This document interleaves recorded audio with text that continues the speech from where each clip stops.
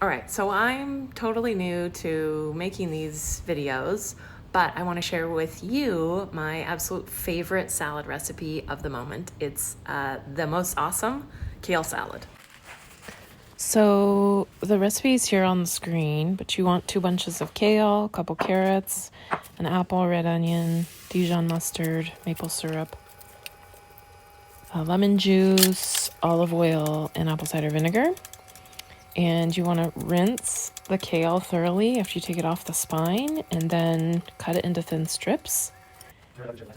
Then you want to julienne your apple, and here you can hear my husband's voice in the background. Cut it, be careful, and this cutting board moves, so it looks pretty dangerous. It wasn't that dangerous.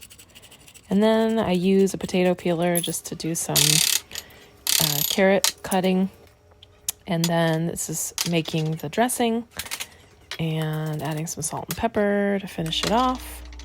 And then pour the dressing on the salad, mix it up, and voila, here's the recipe on the screen.